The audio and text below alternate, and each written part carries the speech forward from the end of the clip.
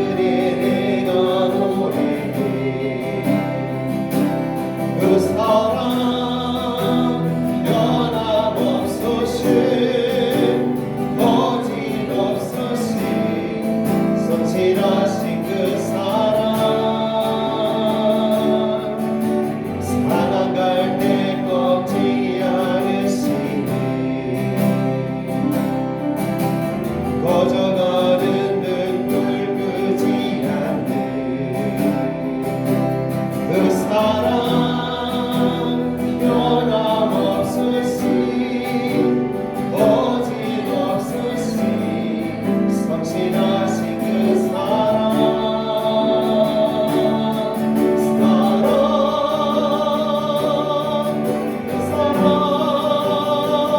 날 위해 죽으신 날 위해 다시 사신 예수 그리스도 다시 오실 그 사랑 죽음도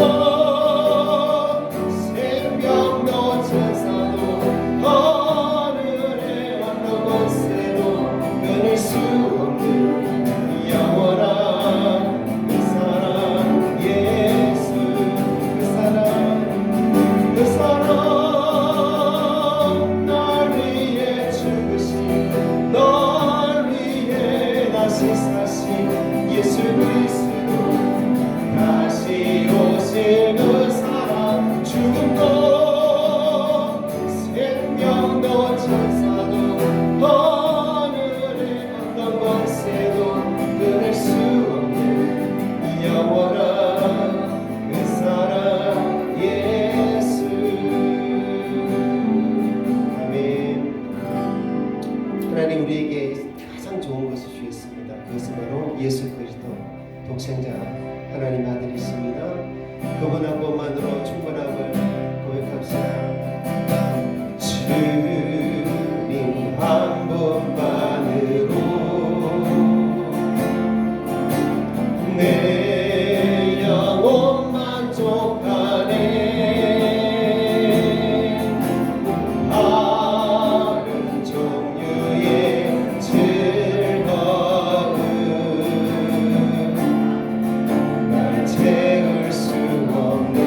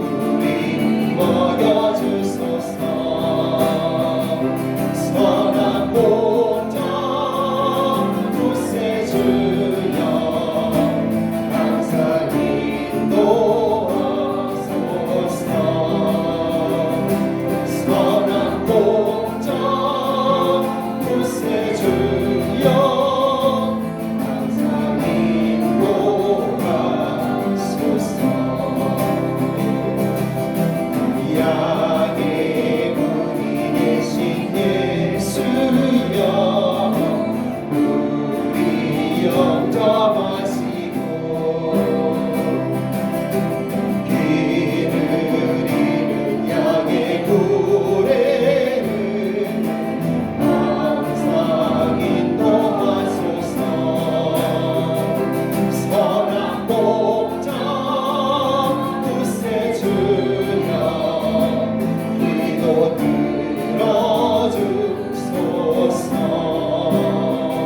선한 목자 구세주여 기도 들어주소서. 흠이 많고 약한 우레를 용납하여 주시고 주의 넓고 크신 은혜로 자유 얻게 하소서. 선한 목자 구세주여 지금 나아갑니다. 선한 목자 구세주여 지금 선한 목자 구세주여 지금 나아갑니다.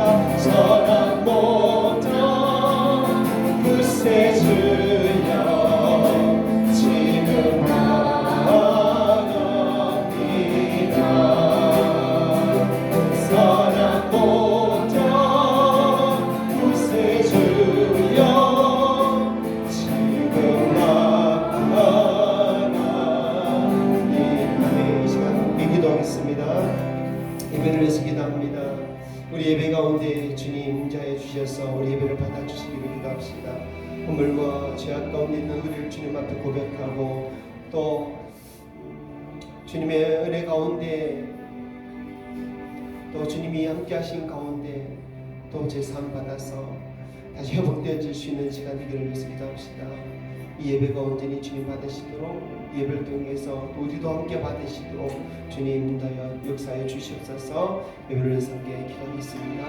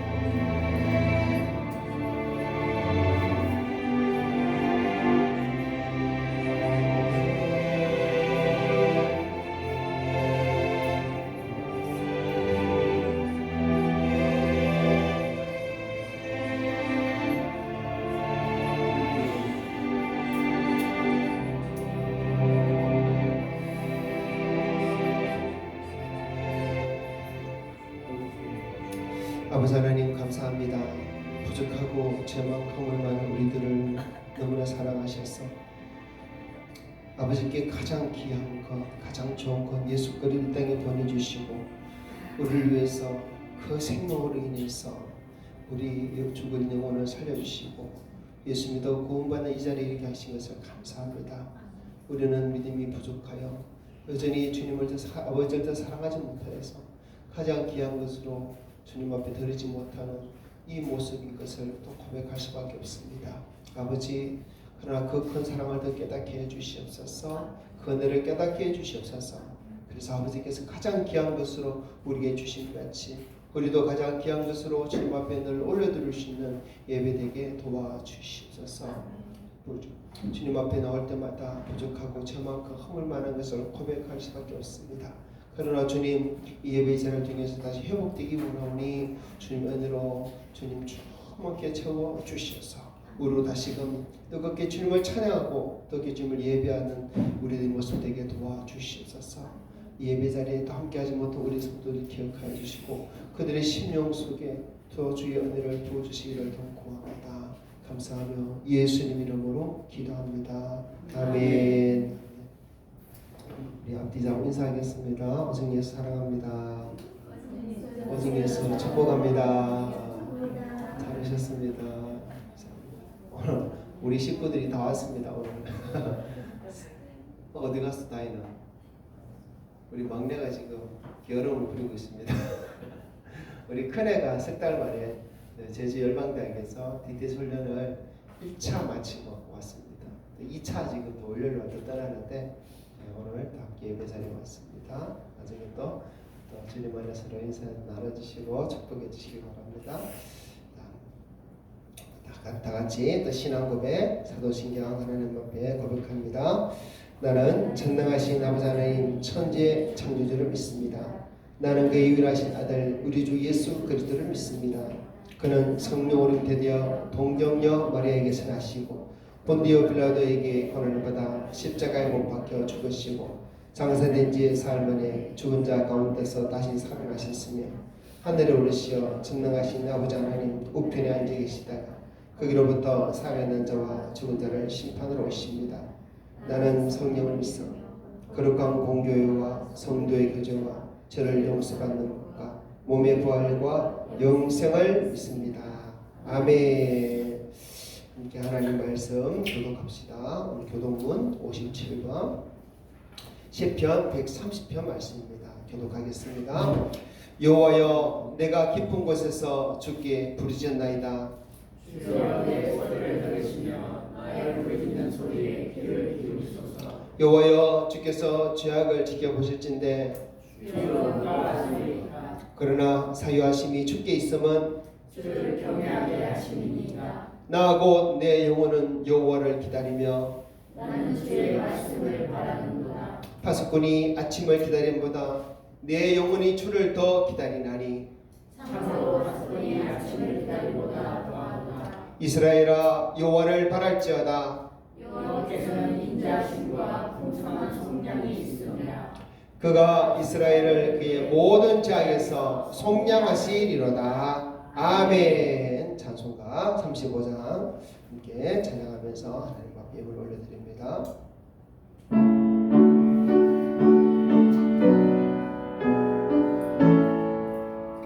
큰 영화로신 주 이곳에 오셔서 이 모인 자들로 주 백성 삼으사 그 중에 항상 계시고 그 중에 항상 계시고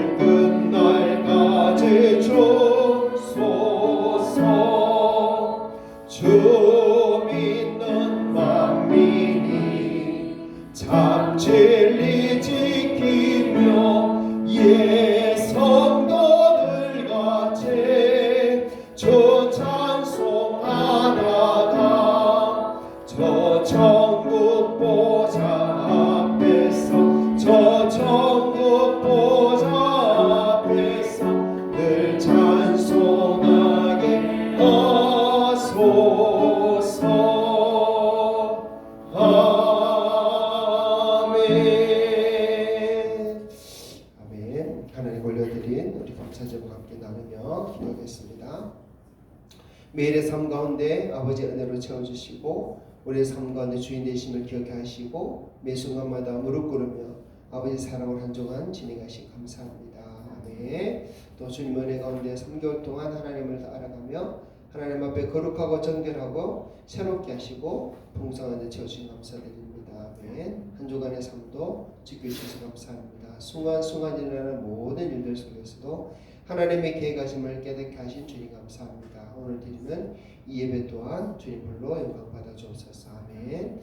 한 주의 삶 선한 손길 인도해주시고 은혜 안에 가까이시 감사합니다. 어떤 상황 어떤 순간에도 내 속에 그리스도의 충만함이 넘치는 감사하는 삶 가정되게 하옵소서. 아멘.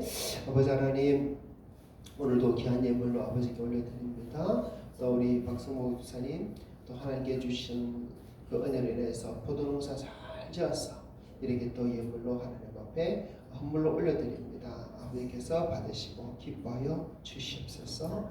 아버지 정말 우리에게 주신 모든 것 감사하지 않을 수 없습니다. 혹시나 감사하지 못하고 흘려보낸 일이 있다면 다시 한번 돌아보면서 더 감사하시는 우리를 믿음과 신앙과 고백되게 하여 주시옵소서.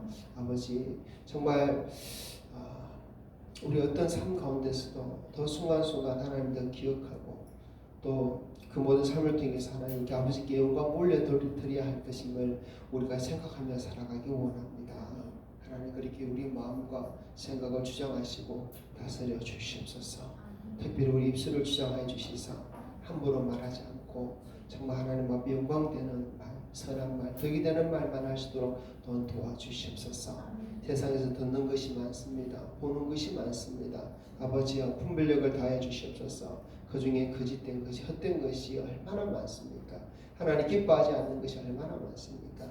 주여 우리의 눈을 때로는 가려주시고 우리 기도 때로는 가려주셔서 보지 않아야 될 것 보지 않고 또 듣지 말아야 될 것 듣지 않는 우리 성도들 되게 해주시고 하나님 우리 몸과 마음과 영혼 주님 오시는 그날까지 흠없이 거룩하게 보존되도록 주여 지켜주시옵소서. 오늘 거룩한 주일을 우리 허락해 주셔서 이날 아버지와 다른 어떤 것보다 먼저 예배자로 달려온 우리 성도들을 주님 축복하여 주시고 주님 더 큰 사랑으로 보듬어 주시기를 구합니다. 아버지 또 오늘도 주의 말씀을 배우고자 나왔으니 주의 말씀을 가르치시고 깨닫게 해주시고 참으로 우리가 이 땅을 살아가는 동안 오직 말씀 의지하지 않으면 참으로 우리가 잘못된 것에 거짓되고 헛된 것에 이끌려갈 수밖에 없사오니 말씀을 가르치고 깨닫게 해주사 말씀 따라 살아가는 우리 성도에게 주시옵소서.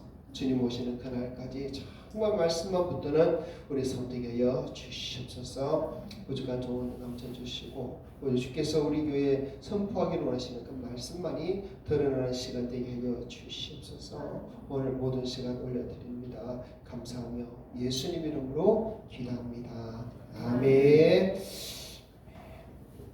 자 오늘 교회 소식 먼저 잠깐 전해드릴게요. 우리 서홍련 권사님 계속 입원 중에 있습니다. 아직은 차도가 그렇게 많이 없다 그러는데 그래서 더 기도 계속 해주시기 바랍니다. 그리고 주보에도 적어놨는데 저희 가정이 다음 주 월화수목 필리핀에 다녀오겠습니다. 우리가 원하는 우리 박혜근 선교사님 그 교회 라이셀 줄리아나 그 애들도 한번 보고 오고 그래서 선교지 방문을 좀 하고 또 다른 선교사님도 좀 만나고 그렇게 돌아오도록 하겠습니다. 그다음에 우리 미가가 석 달 동안 DTS 훈련 1차 마치고 왔고 이제 내일부터 또 2달 동안 또 2차 훈련 갑니다. 이게 전도 여행을 가요. 한국에서 전주에서 또 1주, 2주, 1주간 전도하고 그다음에 유럽의 헝가리, 알바니아 두 나라로 가서 또 전도하고 그렇게 돌아오게 되어 있습니다. 2달 동안 또 선교 여행을 위해서 또 기대해 주시기를 또 부탁드리겠습니다. 자 오늘 또 우리 노곡교회 주님께서 우리 교회를 어떻게 세워가기로 원하시는지 자 노곡교회 4.2.4.2 비전 함께 칩시다. 시작. 우리 노곡교회는 거룩하며 사도의 계승을 따르고 함께 공유하며 서로 사랑하는 한 몸된 신앙 공동체입니다. 아멘. 다시 한번 우리 노곡교회는 거룩하며 사도의 계승을 따르고 함께 공유하며 서로 사랑하는 한 몸 된 신앙 공동체입니다. 아멘. 이런 교회로 더욱더 아름답게 함께 세워져 가기를 더 바라고 기도합니다. 아멘. 함께 이제 말씀 보겠습니다. 오늘 말씀은 요한복음 11장 1절부터 16절.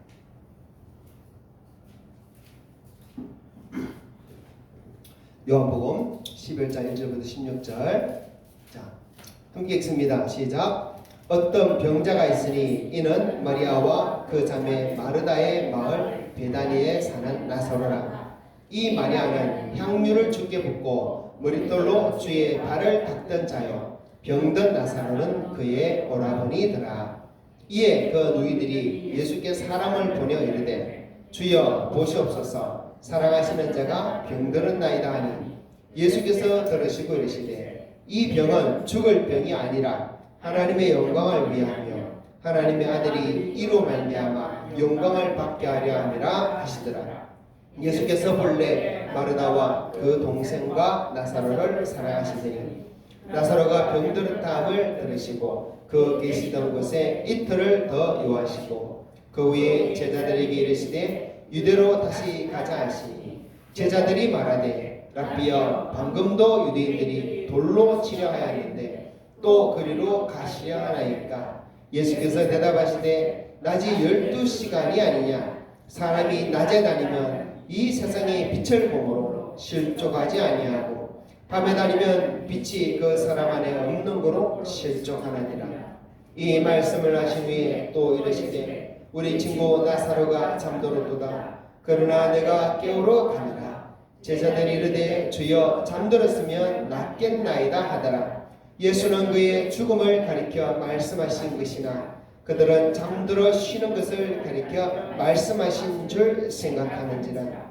이에 예수께서 밝히 이르시되 나사로가 죽었느니라. 내가 거기 있지 아니한 것을 너희를 위하여 기뻐하노니 이는 너희로 믿게 하려 함이라. 그러나 그에게로 가자 하시니 디두모라고도 하는 도마가 다른 제자들에게 말하되 우리도 주와 함께 죽으러 가자 하니라. 아멘. 자, 오늘 말씀의 제목은 우리도 주와 함께 죽으러 가자입니다. 자, 따라해 볼까요? 우리도 주와 함께 죽으러 가자. 우리도 주와 함께 죽으러 가자. 참 비장한 내용입니다. 오늘 우리가 읽었던 요한복음 11장 이 말씀은 요한복음 10장과 또 연결되는 말씀이에요. 지난주에 요한복음 10장에서 우리가 어떤 말씀을 보았습니까? 자, 10장 27절을 주제로 해서 우리가 말씀을 보았죠. 한번 읽어볼까요? 시작.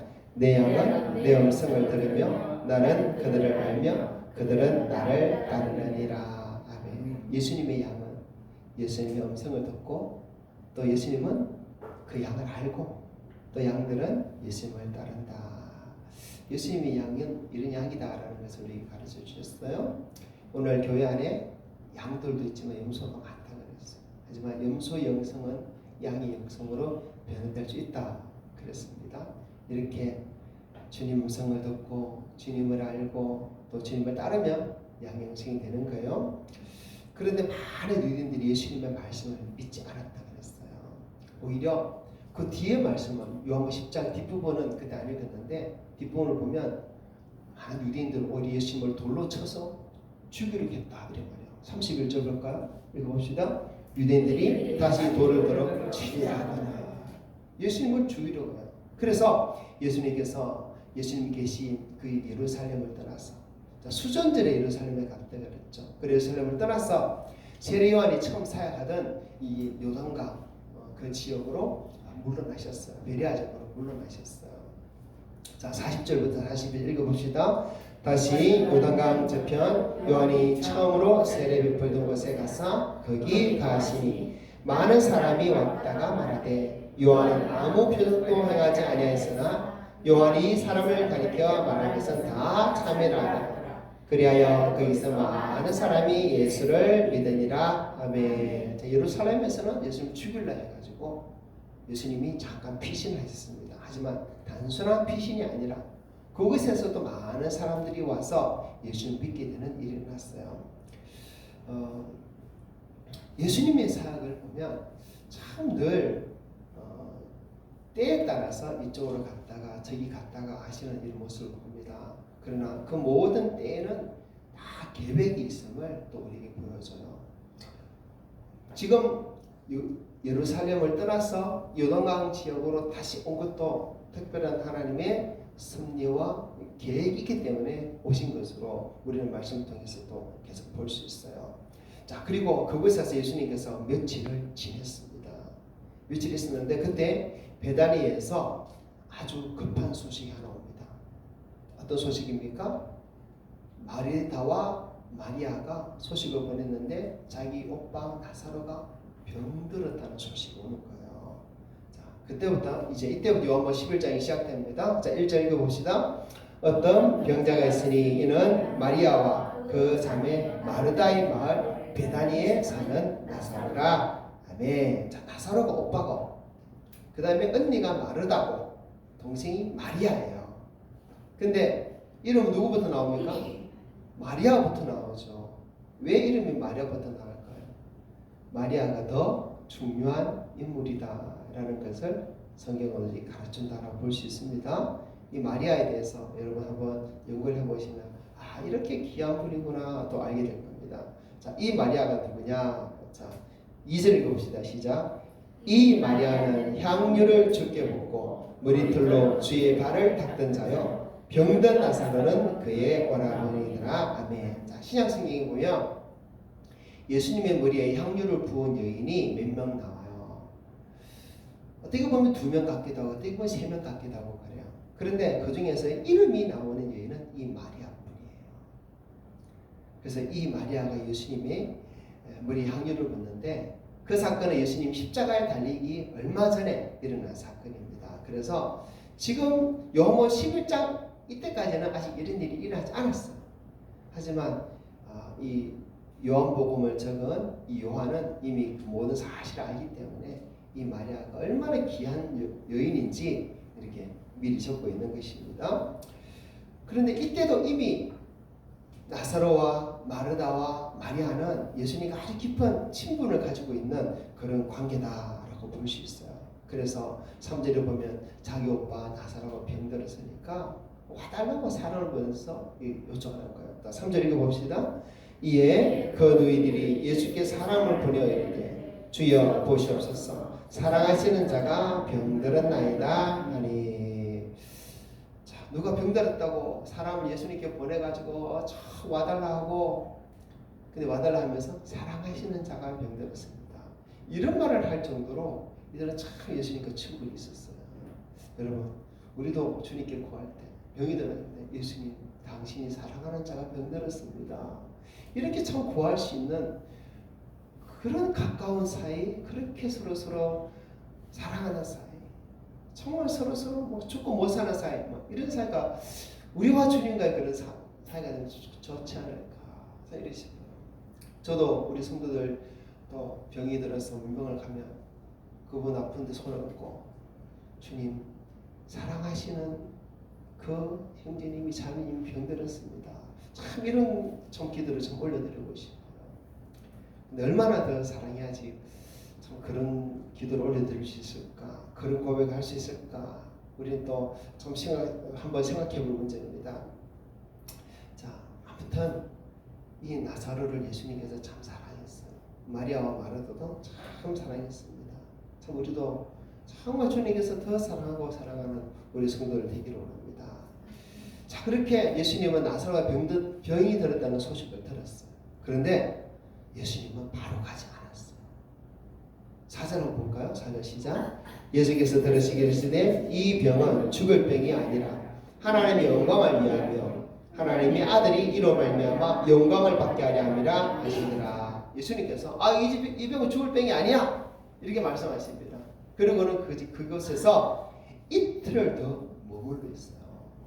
뒤에 6절을 보면 예수님이 이틀 더 머무른 후에 제자들에게 유대로 다시 가자 이렇게 말씀을 하십니다. 그런데요, 예수님께서 유대로 다시 가자 하니까 제자들이 무척 당황을 합니다. 그리고 어떤 말을 하는지 볼까요? 8절을 봅시다. 시작. 제자들이 말하되 라비여 방금도 유대인들이 돌로 치려 하였는데 또 그리로 가시려 하나이까. 제자들이 뭘 합니까? 얼마 전에 유대 땅에서 사람들이 돌로 쳐서 죽이려고 했는데요. 어떻게 다시 가자 합니까? 이 말이에요. 이미 유대 땅, 예루살렘이 있는 그 곳이 유대 땅이거든요. 그곳은 이미 살벌한 곳입니다. 예수님을 죽이려고 하는 사람들로 바글바글한 곳이에요. 생명의 위협 정도가 아니라 이제는 목숨을 내놔야 할 그런 일이 있을 수도 있습니다. 지금 예수님은 수전절 명절에 예루살렘을 다녀왔잖아요.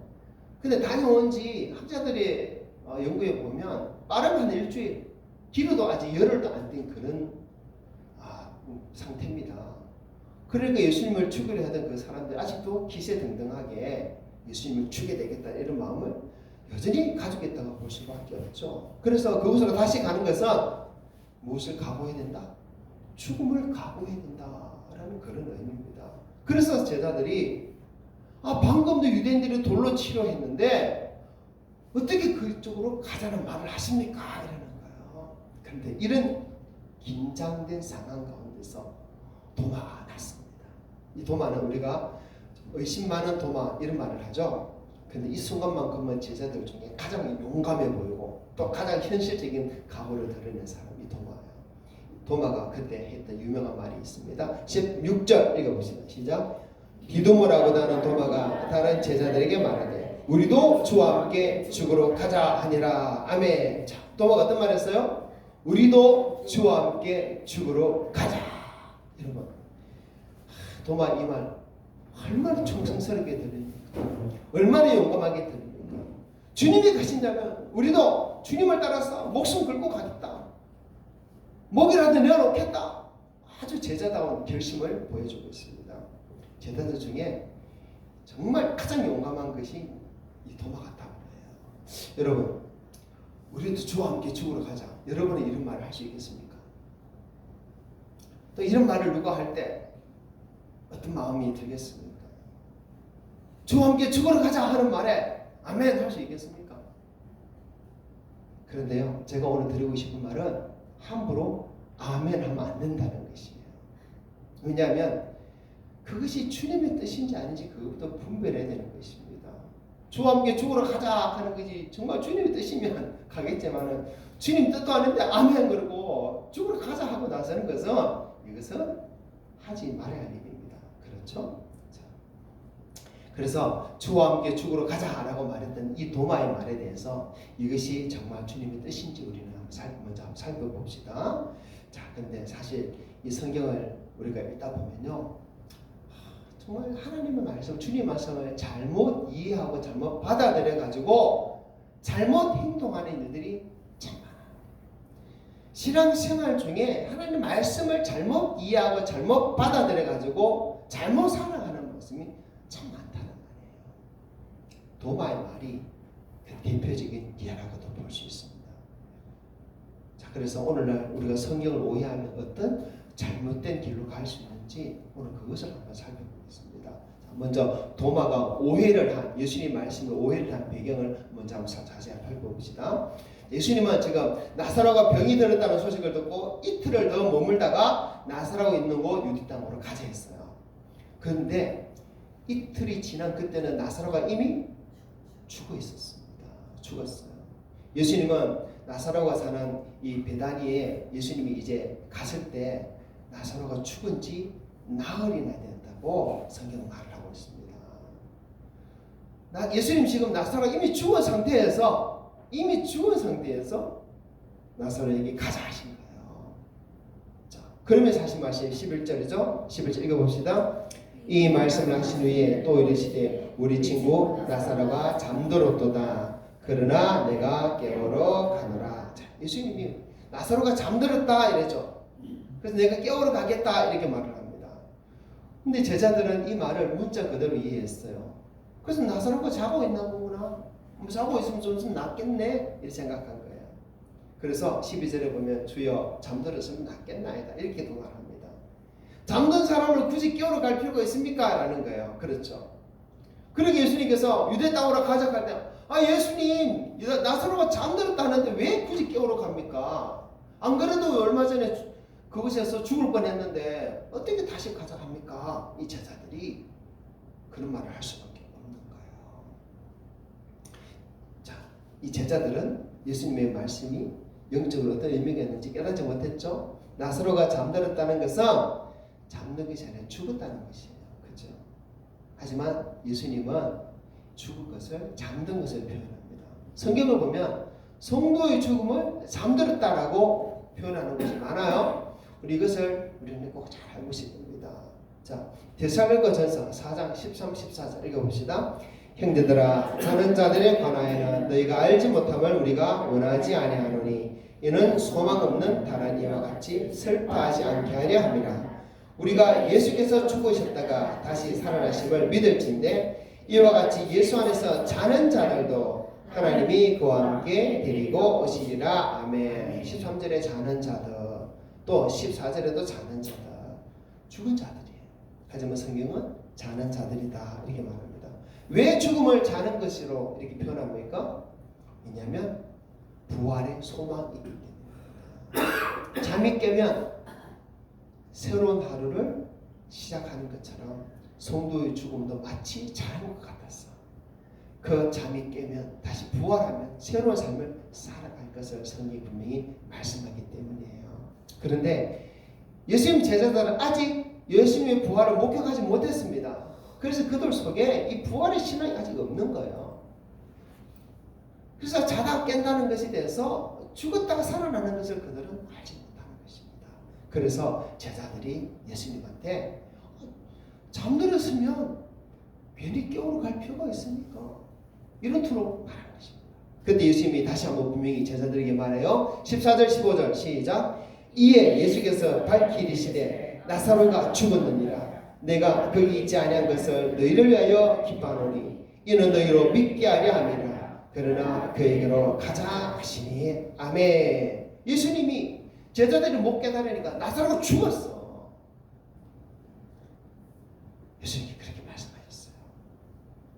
그리고 나사로가 죽은 그곳에 가자는 것은 너희들에게 하나님을 너희들에게 하나님에 대한 나에 대한 믿음을 더 강하게 하기 위해서 너희들이 가자는 거야 라는 거예요. 근데 제자들은 깨닫지 못해요. 나사로가 죽었다라는 그 말만 지금 귀에 들어오는 거예요. 그래서 도마가 이런 상황에서 어떤 마음을 가졌습니까? 야, 예수님이 지금 죽으러 가자 하시는구나. 도마가 나사로가 죽었다고 나사로에게로 가자 하는 말이 우리도 나사로처럼 죽으러 가자 하는 말이구나. 도마를 이렇게 깨달은 거예요. 그래서 도마가 어떻게 말합니까? 우리도 주와 함께 죽으러 가자. 도마의 말이 어떻게 보면 정말 충성스러운 말로 들립니다. 가장 용감한 말로 들립니다. 누구보다 제자다운 말로 들리고 누구보다 믿음 있는 사람의 말로 들립니다. 그렇죠. 하지만 이 말은 예수님의 말씀을 아주 심하게 오해를 한 말이에요. 잘못 받아들인 말이에요. 예수님 뜻은 그것이 아니에요. 예수님 나사로에게 가자 하는 것은 죽으러 가자는 것이 아니라 살리러 가자는 것입니다. 그렇죠? 그런데 도마는 살리러 가자는 예수님의 말씀을 죽으러 가자로 받아들인 거예요. 말씀을 오해하면요, 살려야 될 것을 죽이는 거예요. 살아야 될 것을 죽이는 것입니다. 자신도 살아야 되는데 자신도 죽여버리는 거예요. 말씀을 오해하면요. 자, 말씀을 잘못 해석하고 오해하고 이 잘못된 행동을 하는 일은요 정말 많아요, 여러분. 정말 많아요. 이런 도마의 모습은 아주 먼 이야기가 아니에요. 오늘날에도 성경을 제대로 이해하지 못하고 오해해가지고 마치 도마처럼 엉뚱한 이 결론을 만들어내고 엉뚱한 행동을 하는 사람들이 정말 많습니다. 우리는 이것을 정말 알고 또 바른 말씀을 받고 바른 신앙생활 해야 됩니다. 자, 몇 가지 예를 들어보면요, 여러분, 성경의 종말론을 잘못 해석을 해가지고 세상은 곧 망한다. 그러니까 직업도 필요 없다. 공부도 필요 없다. 다 필요 없다. 그렇게 주장하는 사람들이 있는 거예요. 대표적인 것이 1992년 담임 선교회 때 일어났죠. 그 결과 많은 사람들이 진짜 회사 그만두고 공부도 그만두고 자기들끼리 공동체로 딱 모여 살면서 그렇게 가족들 팽개치고 그런 일들이 있었다는 거예요. 그러나 성경은 그것을 가르칩니까? 아니죠. 종말을 준비하러 가르치지만 결코 세상을 등지고 살아는 말이 아니에요. 오히려 세상 속에서 더 충실히 세상 속에서 거룩하게 살아가라고 말씀하시잖아요. 또 어떤 사람들은요, 성경을 하나님을 믿으면 무조건 잘되고 부자되고 건강해진다 이런 식으로 해석하고 가르치게 돼요. 하지만 정말 이것도 잘못된 해석이고 잘못된 가르침이잖아요. 예수님은 십자가를 지셨어요. 그리고 제자들도 많은 고난을 받고 대부분 다 순교를 당했어요. 그런데 많은 사람들은 그런 십자가 신앙, 그런 고난과 인내의 성도의 삶보다는 번영과 축복의 삶을 가르치고 또 바라고 따라요. 그러다가 현실의 고난 앞에, 어려움 앞에서 하나님이 없네, 말씀이 잘못됐네, 틀렸네 하면서 신앙을 떠나가는 자들도 많이 있습니다. 성경을 잘못 가르쳤고 잘못 해석했고 잘못 배웠기 때문에요. 또 어떤 경우는요, 어떤 특정 지도자가 성경을 자기 마음대로 해석하는 것을 따르다가 큰 피해를 입는 경우도 참 많습니다. 이단들은 더 심하겠지만은 이단이 아닌 사람 중에도 그런 자들이 있는 거예요, 여러분. 코로나 시기에 참 정부에서 방역 조치를 내렸는데 그 조치를 무시하고 교회가 마음대로 하는 교회들도 좀 있었어요. 그 결과 어떻게 됩니까? 온갖 사회로부터 비난과 와서를 다 받고 하나님과 가리게 되죠. 여러분, 예배를 꼭 교회당 안에서만 드려야 됩니까? 예배당 안에서 못 드리게 하면 정부 조치를 또 따르고 산에 가서 예배 드려야 되고 들어가서 예배 드려도 되는 거예요. 왜 그렇게 부딪히면서 예배해야 됩니까? 여러분 교회당은 교회당이지 성전이 아닙니다, 여러분. 절대로 이 건물에다가 가치를 두지 마십시오. 다만 우리가 이곳에서 예배드릴 수 있도록 공간을 주신 것에 대해서는 감사하고 이 공간을 나름대로 활용하는 우리 몫이지만은 이것 때문에 목숨 걸 필요는 하나도 없습니다. 또 어떤 교회 지도자는 또 잘못된 가르침을 줘가지고 지금 우리나라가 교회가 완전히 극우에 빠진 사람들이 참 많아요. 그런 사람들이 참 많아요. 그래서 얼마 전에 서울 서부지법에 또 난동 사태를 일으킬 때 그 난동 사태의 주범들이 또 기독교인들이잖아요. 어떻게 이런 일이 있을 수 있을까? 하나님의 말씀을 잘못 받아들이고 잘못 오해하고 잘못 가르치고 그렇기 때문에 이런 일들이 일어나는 것입니다. 그 결과 교회에 대한 신뢰가 무너져요. 하나님의 영광이 가려져요. 전도의 문이 닫히게 돼요. 실제적으로 있었던 일 또 몇 가지 한번 들어볼게요. 여러분, 하나님의 말씀을 오해하면 개인적으로도 이 신앙이 파탄날 수밖에 없어요. 가정도 참 힘들어요.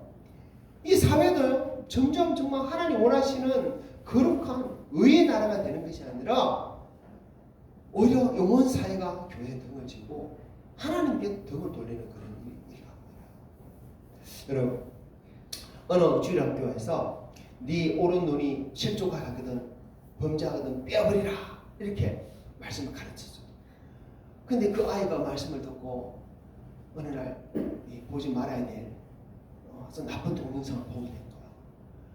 그러고는 이 말씀 때문에 힘들어.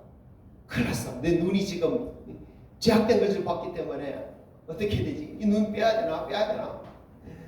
그거 너무너무 걱정을 하는 거야. 두려워하는 거야. 하나님이 빼버릴 수 있겠다 싶기도 하고. 여러분, 주님의 의도가 문자적으로 눈을 빼버리는 소리입니까?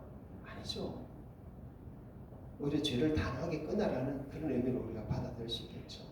근데 성경의 의도를 제대로 된 의도를 모르고 제대로 된 해석을 못하니까 그런 두려움 속에 불안 속에 살아가게 되는 거예요.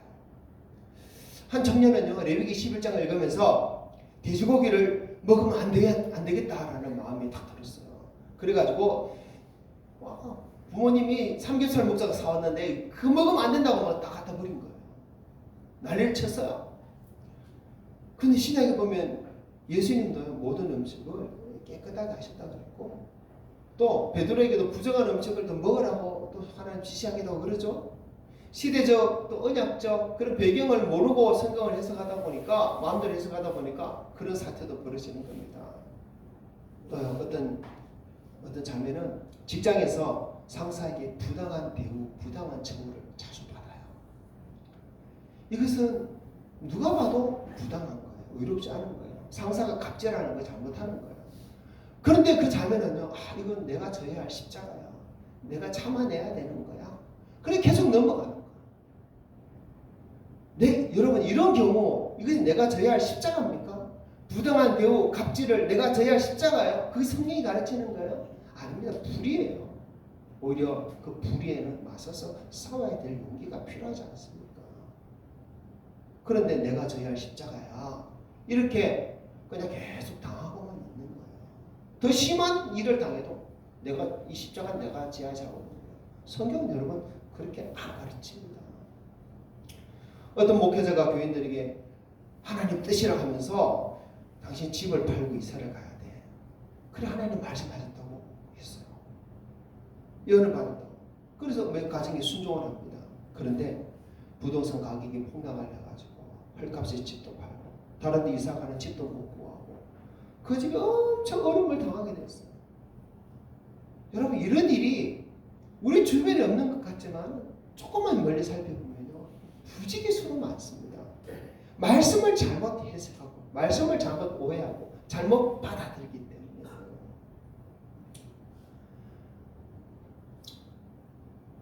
정말 많아요. 기독교 2000년 역사 속에 보면 더 많습니다. 예를 하나 들어보면요 말씀을 잘못 받아들이고 잘못 오해하고 잘못 해석해서 정말 많은 사람이 죽게 됐어요. 그 대표적인 예가 중세에 일어났던 십자군 전쟁입니다. 여러분 십자군 전쟁 왜 이렇게 했어요? 성지 예루살렘이 이슬람 교도들에게 지배당하고 있다. 그 거룩한 곳을 회복해야 된다. 하나님 뜻이다. 그래서 우리 가서 저 이슬람 교도들 다 물리치고 예루살렘 성을 회복하자. 예수님이 십자가 죽으신 그 예루살렘 그 거룩한 성을 회복하자 그래가지고 군대를 일으켰어. 어떤 군대? 예수 믿는 사람들을 모집한 거예요. 하나님 뜻이라고. 그래가지고 수십만 명 7차까지입니다. 십자가 전쟁이 수백만 명이 가가지고 이스라엘 교도들과 싸우면서 수많은 사람을 죽였어요. 또 얼마나 많은 기독교인들도 죽었습니까? 지금 후대 역사가들이 보면 미친 짓이에요.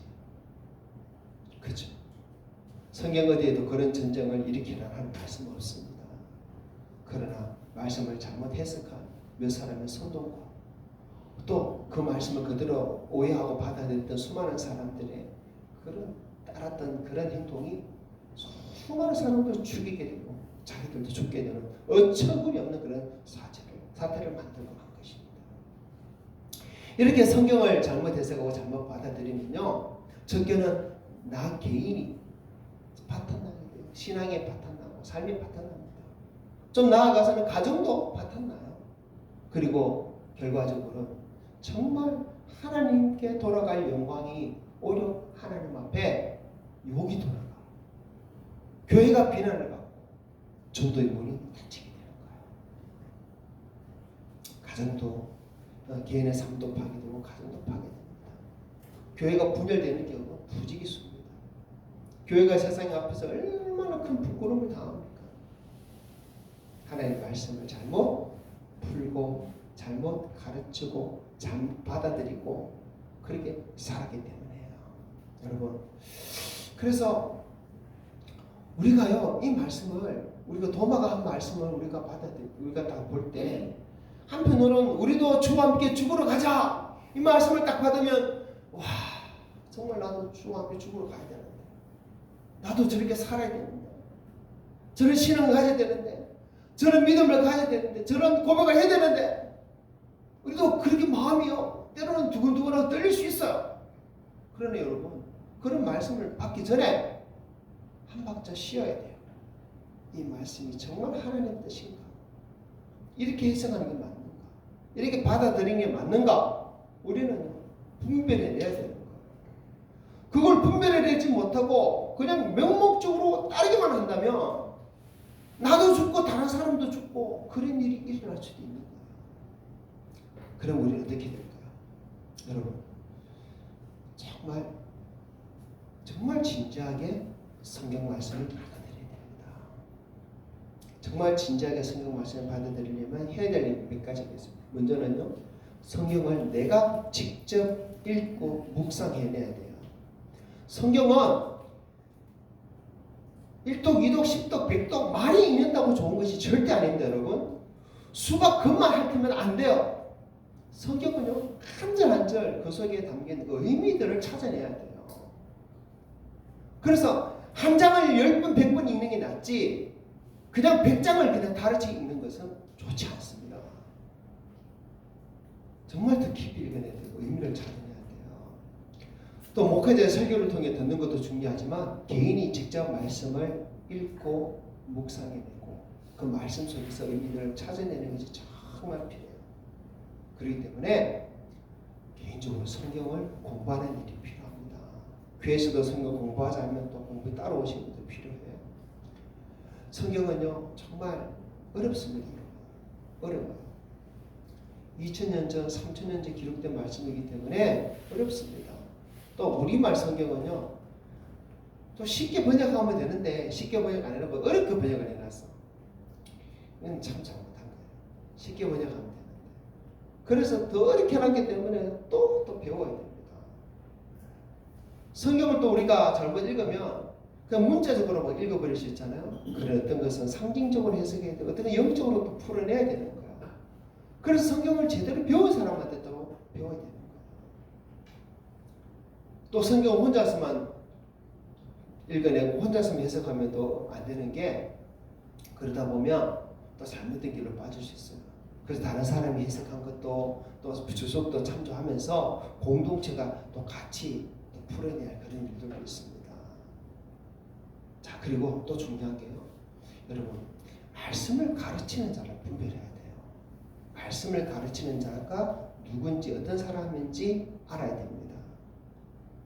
자, 무슨 말씀 드리고 싶은가 하면 오늘날 성경을 가르치는 사람, 다시 말하면 목회자, 목사들이 정말 많습니다. 정말 많죠. 그리고 우리는 유튜브만 틀면 어떤 설교든지 우리는 성경 구절만 치면 설교가 쫙 쏟아져 나옵니다. 그래서 정말 어떤 말씀이라든지 들을 수 있는 그런 상황 속에 들어있어요. 여러분, 그런데 홍수가 나면 어떻습니까? 마실 물이 없죠. 우리는 지금 말씀의 홍수 속에 살아가고 있어요. 홍수가 나면 전부 흙탕물이기 때문에 마실 물을 찾는 것이 더 귀해요. 근데 그런 중에 샘물을 찾아내야 돼요. 맑은 물을 찾아 마시는 거예요. 마찬가지. 말씀의 홍수 속에서 정말 샘물 같은 말씀을 찾아내서 그 말씀을 들어야 되는 거예요.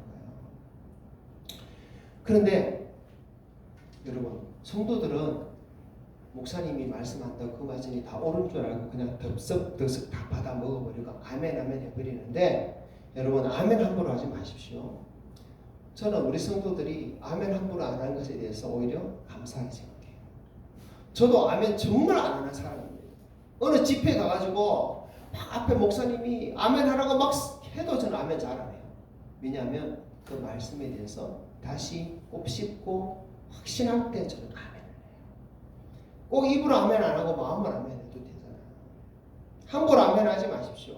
오히려 아멘 하라고 부추기는 자들 중에 선동하는 자들이 더 많아요. 여러분, 제가요, 여러분에게 말씀을 가르치는 목회자가 정말 성경을 많이 알고 있다고 여러분 여기 생각하지 말기 바랍니다. 목회자도 성경 정말 많이 몰라요. 겨우겨우 자기가 알고 있는 몇 가지를 가르칠 수도 있어요. 제가 신학교에 가서 보니까 신학생들이 열정이 정말 대단했습니다. 정말 주님과 함께 평생을 살 사람이고 주님을 위해 죽으러 갈 사람이고 목숨 바칠 사람들을 보였어요. 그런데 제가 신학교 생활을 하면서 깜짝 놀란 일이 몇 가지 있었는데 그 중에 하나가 뭐냐면 신학교에서 성경을 안 가르친다는 게 깜짝 놀랐어요. 성경 배우러 갔는데 성경에 대해서는 거의 안 가르치는 거예요. 성경 밖에 있는 것을 가르쳐 신학교에 가면. 그래 또 한 가지는요. 신학생들이 성경을 모른다는 것, 너무 모른다는 것을 보고 깜짝 놀랐어요. 우리 고려신학대학원은 1학년에서 2학년 올라갈 때는 신약 성경 시험을 쳐요. 합격해야 2학년 올라갑니다. 2학년에서 3학년 올라갈 때는 구약 성경 시험을 칩니다. 합격해야지 올라가요. 근데 절반만 맞으면 합격하는데 한 80%가 떨어지더라고요. 1학년에서 2학년 올라갈 때 신약 성경 시험을 치는데 저는 시험 또 쳐보고 제가 보기엔 한 2개 틀렸더라고요. 너무 쉬워가지고 야 이거 다 통과하겠지 싶었는데 한 80% 이상이 다 떨어졌더라고요. 깜짝 놀랐어요.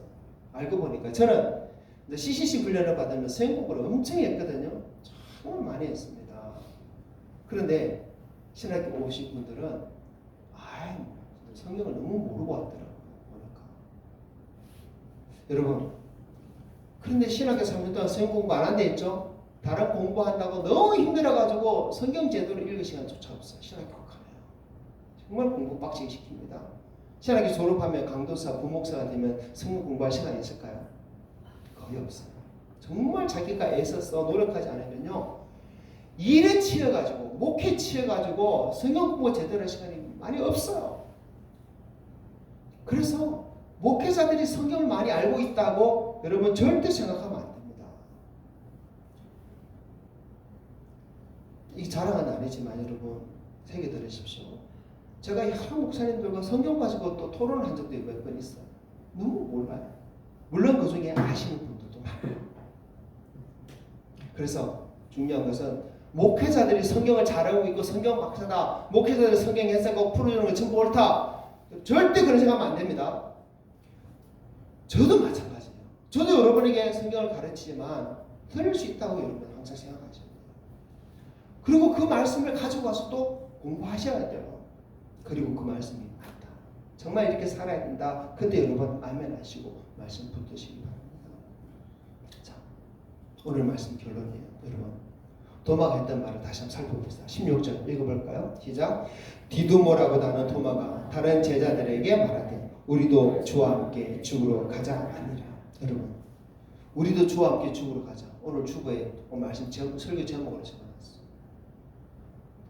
오늘 설교 처음 시작에 오늘 제목이 우리도 주와 함께 죽으러 가자입니다. 여러분 어떤 마음이 들었습니까?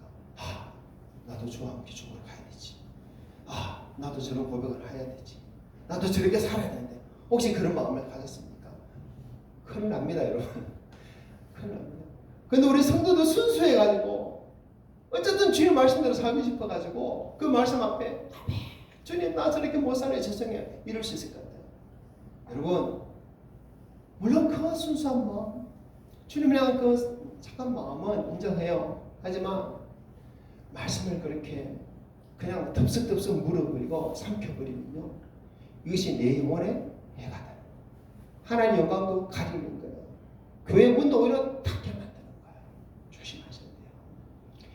인터넷에 유튜브에 수많은 설교들이 있어요. 여러분 그 설교자들 중에 정말 주옥같은 설교를 하시는 분이 있어요. 근데 그들이 정말 하나님의 말씀을 제대로 푸는 분도 있지만 잘못 푸는 분도 많다는 걸 알아야 돼요. 그리고 또 그분들이 어떤 배경을 가지고 신앙생활을 했는지 우리는 모르잖아요. 그들이 신앙을 했던 배경 속에 정 말도 안 되는 그런 상황 속에서 이상한 데 가서 성경을 배워온 사람도 있을 수 있습니다. 이상한 신학교를 졸업한 사람도 있을 수 있습니다. 또 말은 잘하는 것 같지만 또 그 설교를 하는 그 배경이 또 이상한 배경이 될 수도 있는 거예요. 우리는 그런 거 모르고 그냥 설교만 듣는 상황이지 않습니까? 조심해야 돼요. 정말 조심해야 돼요. 그러나 그런 중에도 하나님 역사하시지만 조심해야 돼요. 저도 여러 명의 설교를 좀 듣는 편이지만 그 중에 한 번 설교를 들으면서 다른 번 설교는 이제 거의 안 들어요. 그 한 분 누구냐면 미국의 교포로 있는 구세건 목사님이고 케냐에 또 선교사로도 계셨던 제시카 윤이라는 여자 목사님 설교예요. 제시카 윤 목사님. 그분 설교는 들으면 들을수록 너무 좋아요. 혹시 유튜브에서 설교 들으시려고 하신다면 제시카 윤 목사님 설교 들으십시오. 물론 다른 분들도 좋은 분 많지만요. 자, 오늘 설교 제목 뭐라 그랬습니까? 우리도 주와 함께 죽으러 가자. 주와 함께 죽으러 가자. 그러나 이 말씀이 우리가 따라야 할 말씀입니까? 아닙니까? 아닙니다. 그런데 이렇게 말씀을 전하는 자가 있습니다. 도마가 대표적인 예입니다. 정말 말씀을 잘 분별하는 우리 성도들 되기를 바랍니다. 그래서 그 말씀으로 정말 하나님 원하시는 그런 신앙생활하고 하나님 영광 돌리는 우리 성도들이 시작되야 됩니다. 그럴 때 예수님은 지금 나사로를 살리러 가자 하고 있는데 도마는 제자들은 죽으러 가자 하는 것처럼 하나님의 말씀을 잘못 알면 우리는 살려야 될 것을 죽이고 나도 살아야 될 것을 나를 죽이는 그런 일이 있을 수 있는 거예요. 말씀을 인해서 살리는 역사를 일으켜야 됩니다. 살아야 되는 역사를 일으켜야 됩니다. 그래서 정말 참된 말씀을 바로 배우고 말씀을 바로 서서 말씀 바로 깨닫고 주님이 원하시는 그 진리의 길, 생명의 길을 따라가는 저와 우리 모든 성도들 우리 교회 대회가 되겠습니다. 아멘. 함께 기도합시다. 말씀 가지고 기도합니다. 주님, 우리에게 들을 길을 주십시오. 하나님 말씀 분별할 수 있는 길을 주십시오. 말씀의 홍시 속에서 정말 샘물과 같은 말씀, 주 같은 말씀 분별하게 해주십시오. 그리고 참된 말씀 앞에 아멘할 수 있는 그런 신앙 고백이 있게 해주시고 정말 말씀 분별하지 못하고 헛되이 따라가고 오해하여 잘못된 신앙생활하는 모습이 하나도 없도록 도와달라고 기도합시다. 앞으로 세상은 더더욱 그럴 것입니다. 앞으로 더 많은 거짓된 성동들과 거짓된 가르침들이 있을 것입니다. 그런 중에 우리를 지켜주시고 이 교회를 지켜주시옵소서. 또 받은 말씀 깨닫는 대로 함께 기도하겠습니다. 하나님 아버지 감사합니다. 부족한 종이 우리 성도들에게 말씀을 가르쳤습니다. 오늘 도마가 주님 말씀을 잘못 받았는데 잘못 오해하였습니다. 우리도 주와 함께 죽으러 가자 하였던 그런 고백하였던 말씀을 우리가 살펴보았습니다. 아버지 정말 오늘날에도 도마처럼 이렇게 주님 말씀 오해하고 잘못 받아들이고 잘못된 길로 가자고 하는 그런 가르침이 그런 숙동된 말이 얼마나 많겠습니까? 아버지 그런 일들로 인해서 우리 성도를 분별하지 못하고 오히려 그것을 따라가다가 아버지 주님 얼마나 잘못된 그런 상황이 처하는 것들을 우리가 듣기도 하고 보기도 하지 않습니까? 하나님 아버지 그러나 우리 성도들을 불쌍히 해주시옵소서. 아무도 주님 그런 잘못된 말씀을 따라가도록 주님 깨어있는 영성을 얻게 해주시옵소서. 아버지 분별을 가르쳐 주시옵소서. 말씀에 더 깊은 지혜와 지식을 허락하여 주시옵소서. 아버지 특별히 또 이 강단에서 보내지는 말씀 아버지 종이 우리 성도들이 가르치는 말씀은 하나님 결코 하는 말씀을 잘못된 생각을 잘못 가르친 말씀도록 도와주시옵소서.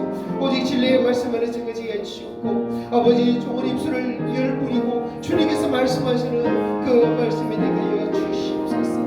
아버지 앞으로 이 시대가 더 혼탁해질 것을 우리가 예상합니다. 정말 말씀 홍시 속에서 정말 우리가 마셔야 할 맑은 물은 점점 줄어들어가는 이 세상인 줄 압니다. 아버지여 그러나 아버지 이 강단에 선포되어지는 말씀 선물 같은 말씀이 되어지고 아버지 영혼을 살리는 말씀이 되어지게 해주시고 이 말씀으로 해서 하나님 수많은 사람들이 주님의 진리 가운데 가게 하시고 생명을 얻는 일을 해주시고 세상을 살리는 그 역사를 일어나 주여 도와주시옵소서.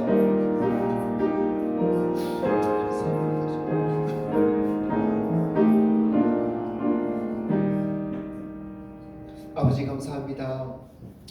주님 오늘 도마가 하였던 우리도 주와 함께 죽으러 가자 이 말씀 앞에 어쩌면 우리 심령이 떨리고 우리도 그렇게 살아야 되겠다 그런 마음이 앞설 수 있겠지만 하나님 이것이 결코 하나님 뜻이 아닌 것을 우리에게 깨닫게 해주신 것을 감사합니다. 하나님 정말 그 말씀을 깊이 깨달을 수 있는 지혜를 주십시오. 분별력을 주십시오. 말씀 홍수 속에 정말 샘물과 같은 말씀만 찾아낼 수 있는 우리 되게 해주시고 그런 말씀을 마시고 살게 해주시옵소서. 이 강단에 선포되는 말씀이 그런 말씀이 되게 해주시고 살리는 말씀 되게 해주시고 깨어나게 하는 말씀 되게 해주시옵고 아버지 함께 여기서 예배드리는 모든 성도들이 살아나게 하여 주시옵소서.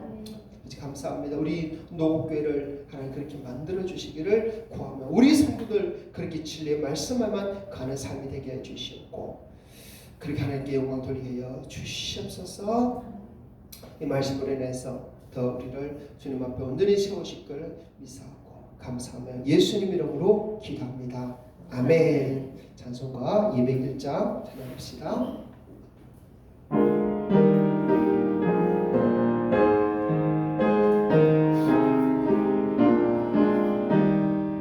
참 사람 대신 말씀 하늘의 지혜요 변하지 않는 진리 온 세상 빛이라 주 말씀 성경에서 찬란히 빛나고 내 길에 등불 되니 늘 찬송하리라 주께서 세운 교회 이 말씀 받아서 그 귀한 빛을 비춰 온 세상 밝힌다 귀중한 성경 말씀 금보다 귀하고 주님의 귀한 모습 잘 드러내도다 이 말씀 깃발처럼 드높이 날리니 어두운 바다 위에 등대와 같도다 이 고해 같은 세상 나 평생 지낼 때 그 말씀 나의 길에 등불이 되도다 주님의 몸된 교회 빛나는 등대여 이 세상 만민 앞에 비추게 하소서 저 방황하는 길속 이 등불 따라서 주 얼굴 볼 때까지 잘 가게 하소서. 아멘. 아멘. 축복을 받습니다. 우리도 주와 함께 죽으러 가자. 이런 선동의 말씀 앞에서 미혹되지 않고 요동하지 않고 오직 주의 말씀이 정말 그러한지 더 말씀을 살펴보고 분별하기를 원하고 깨어서 참된 말씀만을 받아들이기를 원하는 우리 모든 성도들 심령과 그 사랑이 주 예수 그리스도의 은혜와 하나님의 사랑과 성령의 교통하심이 항상 함께 있을지어다. 아멘.